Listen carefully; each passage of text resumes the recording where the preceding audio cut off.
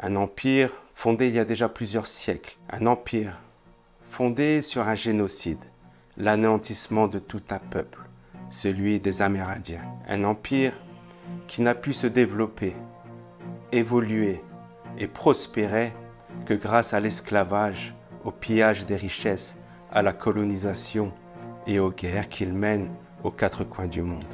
La question qui maintenant se pose est la suivante. Jusqu'où sont-ils prêts à aller pour la survie d'Israël ?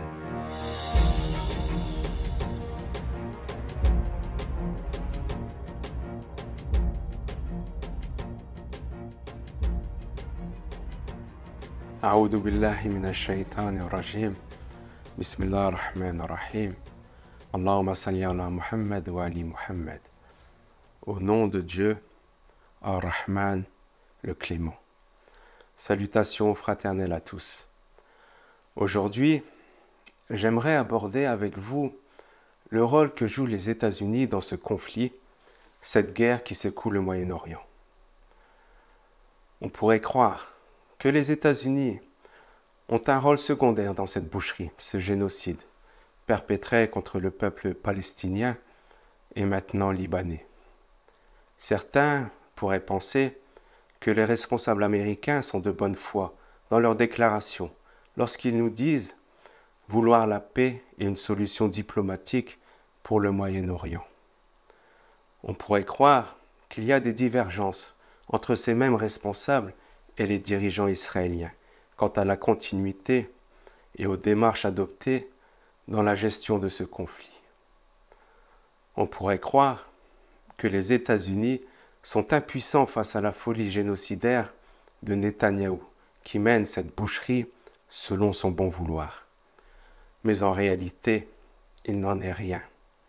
Derrière chaque décision, derrière chaque action, derrière chaque bombardement, chaque tuerie de masse, derrière chaque destruction et désolation, se trouve la main américaine. Il faut bien comprendre que ce n'est pas uniquement une guerre ou un conflit entre le régime israélien et le peuple palestinien ou libanais, mais qu'il est en réalité question de la survie d'un empire, d'une civilisation, d'une hégémonie, celle de la civilisation occidentale portée par la puissance américaine. Un empire fondé il y a déjà plusieurs siècles et qui aujourd'hui atteint ses limites. Un empire fondé sur un génocide, l'anéantissement de tout un peuple, celui des Amérindiens. Un empire qui n'a pu se développer, évoluer et prospérer que grâce à l'esclavage, au pillage des richesses, à la colonisation et aux guerres qu'il mène aux quatre coins du monde. Un empire dont les dirigeants imposent leur hégémonie et leur mainmise sur les peuples et les nations, se prétendant portés par des valeurs universelles telles que la liberté, la justice, la vérité ou la démocratie, enlevant ou rejetant l'essence même de ces valeurs pour n'en faire que des slogans et des outils de propagande dénués de toute profondeur, de toute réalité, afin de justifier leurs mensonges, leurs crimes, leurs conquêtes et leur voracité destructrice. En ce sens, ils ne sont nullement au service de ces valeurs universelles porteuses d'espoir pour notre humanité, mais au contraire, ils se les sont accaparés pour servir leurs intérêts particuliers et ceux de leur empire.